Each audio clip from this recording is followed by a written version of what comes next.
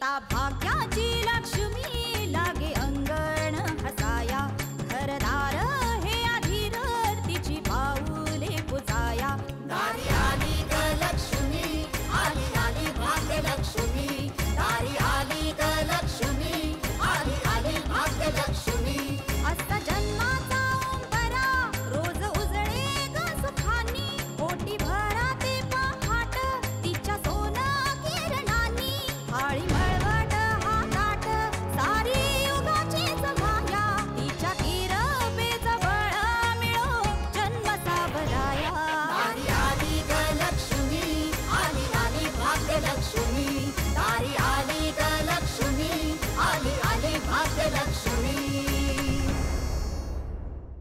आत्ताच्या आत्ता जातो आणि त्या म्हातारा आणि म्हातारीला पाठवतो वर. घरात 50-1 लाख तर मिळतीलच आणि मग तर संजयला पाठवतो ढगात आणि घेऊन येतो त्या काशीला इथे. हे काका बिडा झालंस की काय तू? ऐक माझं. कोण बोलतंय हे? अरे काय बोलताय तुम्ही हे? सांगतो. संजय मोहिते. हॅलो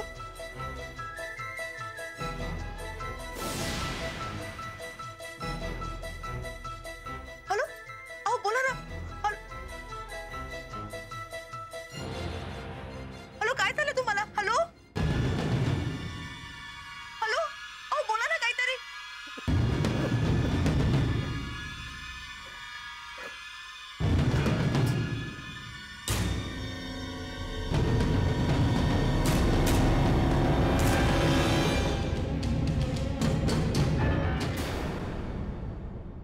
$130 कोटी मॅनेज करणं म्हणजे एखादा DNA रिपोर्ट मॅनेज करणं इतकं सोपं आहे का ते?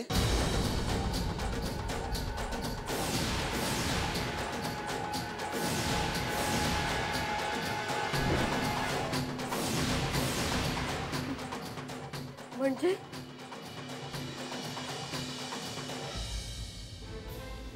नेमकं काय म्हणायचंय तुम्हाला? मुंबईला जाताय ना, मग पेडगावला कशाला जाताय? भैरवी ताई,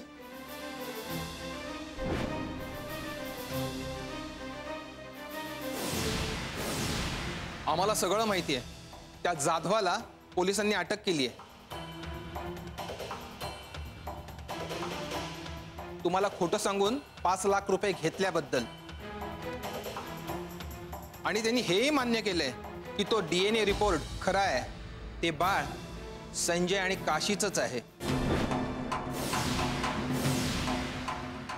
वकील साहेब, हे एवढं सगळं घडलं आणि तुम्ही आम्हाला जराही कल्पना नाही दिली. मी तरी काय करणार भाऊ? कोर्टात जी रक्कम भरायची होती ती मंत्री साहेबांनी भरली. माझा नाईलाज आहे. आम्हाला असं कळलंय की ते बाळ तुमच्याकडे नाहीये व ते बाळ कुठे आहे हे सुद्धा तुम्हाला माहित नाहीये. नाही असं कसं म्हणताय तुम्ही? अहो आम्हाला माहितीये ते बाळ कुठे. ते बाळ मुंबईला तर आहे. म्हणूनच मी संजयला आणि बाळाला आणायला मुंबईला चालले. हो. अरे वा, हो का? मग निघा लवकर. आणि यायची घाई करू नका. अगदी 12 वर्षांनी या. म्हणजे संजय काशीचं बाळ 12 वर्षाचं होईल तेव्हा त्याला घेऊन या गावात.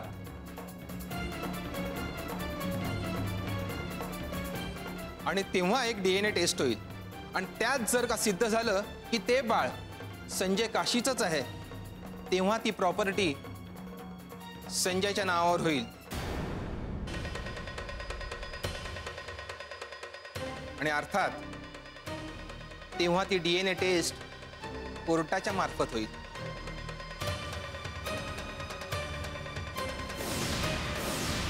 मंत्री साहेब, तुम्ही जे काय बोलतात त्यात तुमचा स्वार्थ नाही मला माहिती. 12 वर्षानंतर का होईना पण ही समधी प्रॉपर्टी तुम्ही यांच्या ताब्यात देणार. पण मग यो समजा खटाटोप कशा पाहिजे? म्हणजे ह्या घरात तुमचा जो काही अपमान झाला म्हणून. गोदा आत्या, मी एक मंत्री आहे. रोज हजारो लोक आमच्या नावानं बोटं मोडत असतात. प्रत्येकाचा राग धरत बसलो तर समाजसेवा केव्हा करणार? नाही गोदा आत्या, मी ह्या गोष्टी विसरून गेलोय. आणि जे काही आता मी हे करतोय ते समाज कल्याणाचाच एक भाग आहे. म्हणजे मी हे सगळं सुदामा दादांच्या सांगण्यावरून करतोय.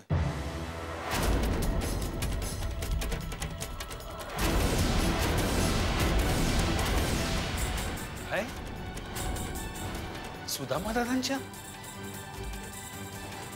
होय भाऊ, तुम्हाला काहीच माहित नाही सुदामा दादांबद्दल?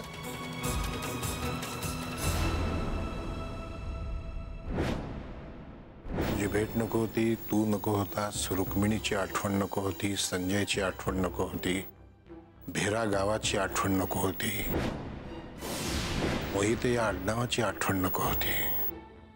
मला काही नको होतं. धनाजी बोलता बोलता मला आपल्या गावातल्या नदीच्या काळ्या डोहावरती घेऊन गेला आणि त्याने मला तिथेच धक्का मारला, माझं लक्ष नसताना. नंतर माझ्या हेही कानावर आलं की माझ्या रुक्मिणीच्या गाडीचा अपघात त्यांनी आणि कामिनीनेच घडवून आणलेला होता. आणि आता हे जे जगतोय ना ते फक्त शरीर जिवंत आहे म्हणून जगतोय. त्यामुळे आता यापुढे हेच माझं घर आहे, हीच माझी माणसं आहेत. ज्या भिराईची शपथ घातलीस ना त्याच भिराईची शपथ आहे तुला. यातलं इकडे किंवा तिकडे कोणालाही काहीही कधीही कळता कामा नये. नानी, अगं काय झालं? काय आता मला कोणाचा तरी फोन आला. कोणाचा फोन आला? तो कोण होताय मला माहित नाही, पण तुझे काय म्हणाला ते खरं असावं असं मला वाटतं. जाऊ नानी, आपल्याला इकडनं लवकरात लवकर निघायला हवं. हा, इकडे कधी येऊ शकतात, ते काही करू शकतात. अगं पण काय झालं ते तरी सांग. कुठला माणूस, कसला धोका? ते म्हणजे काका. ते आपल्या सगळ्यांना मारायला इकडेच येत आहेत. आपल्याला इकडे निघायला हवं, लवकरात लवकर निघायला हवं. चला नानी, चला जाऊ. शांत राहा काशी, शांत राहा. असं काहीही होणार नाही. पण बाळा, तू स्वतःचा जीव धोक्यात घालू नकोस. मी तुला काही पैसे देतो, ते घे आणि ताबडतोब इथून दूर निघून जा बेटा. अरे हो, जाताना या भल्या माणसाला सुद्धा बरोबर घेऊन जा. कोण कुठला आहे बिचारा कुणास ठाऊक. आमच्या पायी त्याच्या जीवाला धोका नको. जा काशी, माझं ऐक, जा. नाही जाऊ, मी असं नाही करू शकत. असं नको करू पोरी. ऐक माझं. कर्जतला माझी मामे बहीण राहते, पद्मा. तिच्याकडे जा, मी बोलून ठेवतो. माझं ऐक, जा तू इथून. तो राक्षस कधी इथं येईल आणि काहीही होईल बेटा, काहीही होईल. जा जा तू. नाही जाऊ, मी तुम्हा दोघांना सोडून कुठेही नाही जाणार. मी असं कधीच करू शकत नाही. माझं जे काय होईल ते इथे तुमच्या बरोबरच होईल. आतापर्यंत आयुष्यात आजोळ काय असतं, आजी आजोबा काय असतात, हे कधी मला अनुभवायला मिळालंच नाही. तुमच्यामुळे मला आजोळ मिळालं, मला माहेर मिळालं. नाही नाही जाऊ, नाही. मी इतकी कृतज्ञ नाहीये. मी तुम्हाला सोडून कुठेही जाणार नाही. मग मग माझी शपथ आहे तुला काशी. मला आजोबा मानतेस ना, हे घर आपलं मानतेस ना, त्याची शपथ आहे तुला काशी. नाही जाऊ, नाही. असं शपथ घालून मला पेचात अडकवू नका. हे बघ बाळा, तू आमची काळजी करू नकोस. स्वतःचं रक्षण करण्याची धमक आहे या म्हाताऱ्या हाडात. आणि मी संरक्षण मागून घेतलंय. काही वेळातच 2 पोलीस इथं हजर होती. तू आमची काळजी करू नकोस, पण तू थांबू नको बेटा, तू थांबू नकोस. जा इथून. जाऊ, फक्त तुम्ही मला शपथ घातली म्हणून मी जाते येतो, पण तुम्ही सांभाळा, काळजी घ्या. येते. अगं असू दे असू दे. नानी, अगं नको नको.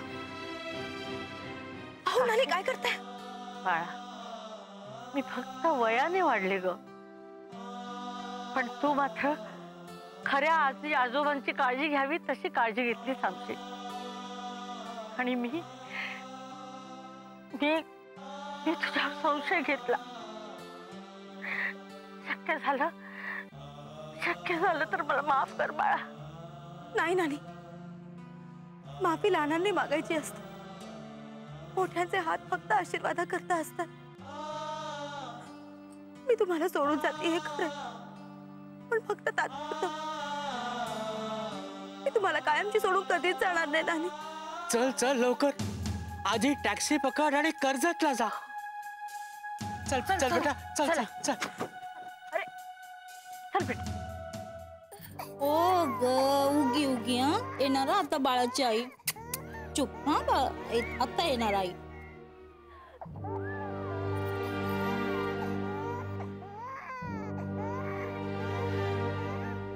कधीपासून रडते?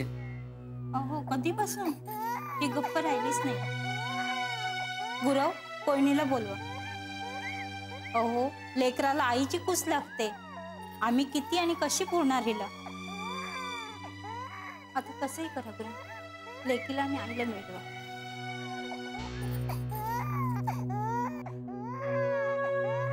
माफ कर पोरी, माझ्या हातून खूप मोठा अपराध घडला. तुला तुझ्या आईपासून वेगळं केलं, पण माझा हा शब्द आहे पोरी, मी पुन्हा तुला तुझ्या आईचं सुख मिळवून देईन. मी कोयनेला पुन्हा घरी आणीन.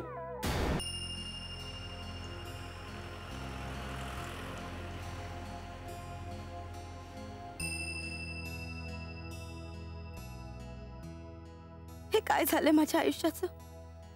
मी काय करू आता? त्यात हे असे परावलंबी, माझ्यावर अवलंबून. कुठे घेऊन जाऊ मी यांना? ताऊ म्हणत होते की मी कर्जतला त्यांच्या बहिणीकडे जावं, पण का? कशासाठी? आजपर्यंत मी त्यांच्यावर भार होऊनच जगत होते, आणि आता त्यांच्या बहिणीवर भार हो? कशासाठी? नाही, मला माझं आयुष्य स्वतः सावरायलाच हवं. ताऊ आणि नानींनी माझ्यासाठी खूप केलं, आणि तरी मी त्यांच्यावर ओझं हो? नाही, आता हे शक्य नाही.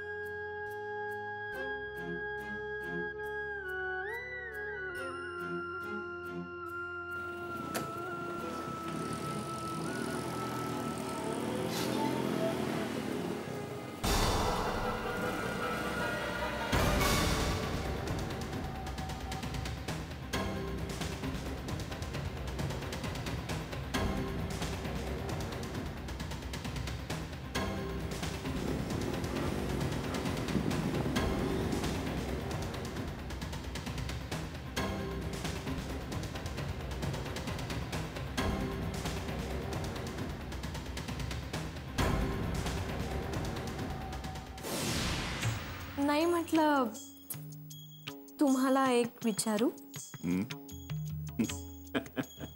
विचार. नाही, त्या काशी विषयी आम्ही भरपूर ऐकलंय, पण तरीही तुमच्या तोंडून आम्हाला ऐकायचंय. खरंच तुमची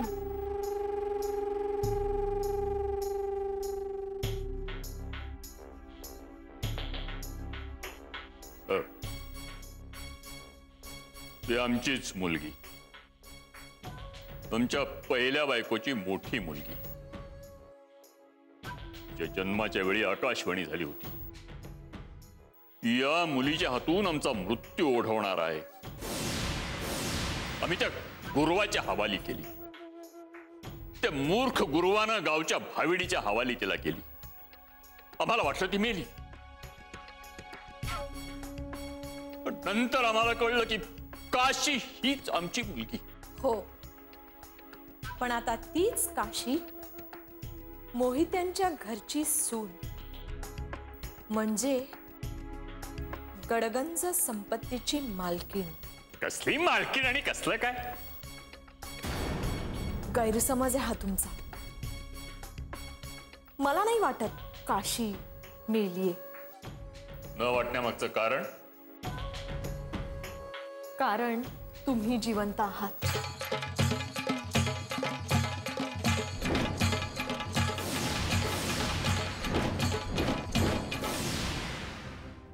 हो, माझी सुदामा दादांची काही वर्षांपूर्वी मुंबईला भेट झाली होती, पण आता सुदामा दादा कुठे आहेत? सॉरी, ते मला सांगता येणार नाही. आज जो मी कोणी आहे तो फक्त त्यांच्यामुळेच आहे. तेव्हा ते जे सांगतील ते करत आलोय आणि करत राहीन. मंत्री साहेब, मला एक सांगा, आज संजय जर इथे असता तर तुम्ही त्याला घराबाहेर काढलं असतं? अलबत, कारण मी फक्त हुकमाचा ताबेदार आहे. खोट, साफ खोट आहे हे. मंत्री साहेब, तुमच्यासारख्या माणसांना मी चांगलं ओळखतो. पांढऱ्या कपड्यात राहून ढोंग करता तुम्ही लोक, पण या खादीच्या कपड्यांच्या आत असलेलं तुमचं पोट कितीही खाल्लं तरी भरत नाही. सुदामा दादा संजयला बेदखल करणं अशक्य आहे, अशक्य आहे ते. तुम्ही सुदामा दादांनी तुमच्यावर टाकलेल्या विश्वासाचा गैरफायदा घेताय. मला तर असं वाटतंय की तुमचाच डोळा आहे मोहित त्यांच्या प्रॉपर्टीवरती. पण तुम्ही एक गोष्ट विसरताय की हा भाऊ भिंतीसारखा मध्ये उभा आहे. तुमचे मनसुबे पूर्ण नाही होऊ देणार मी. संजयला रस्त्यावर नाही येऊ देणार मी.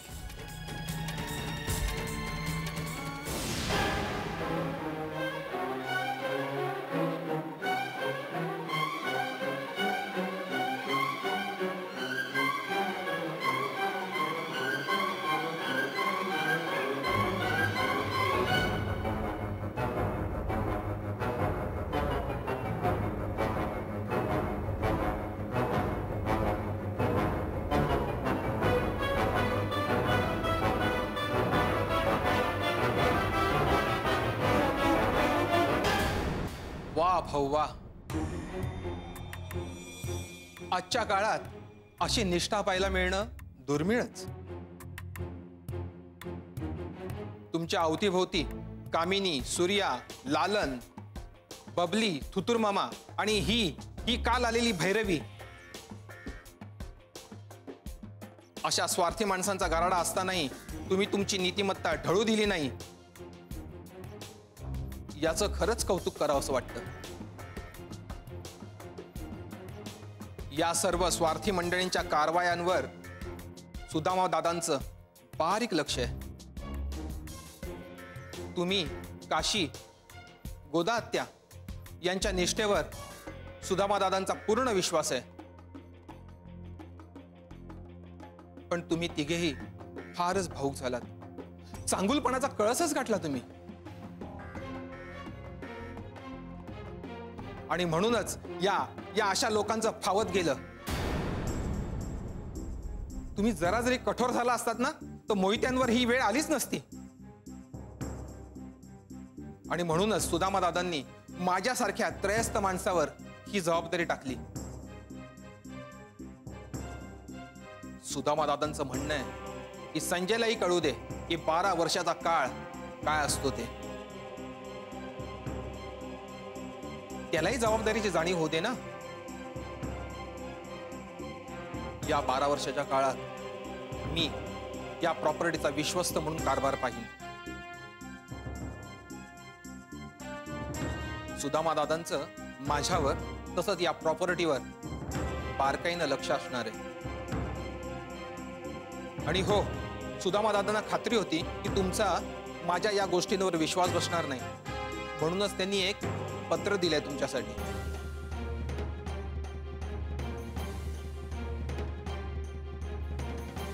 वाचा हे पत्र, म्हणजे सगळं कळेल तुम्हाला.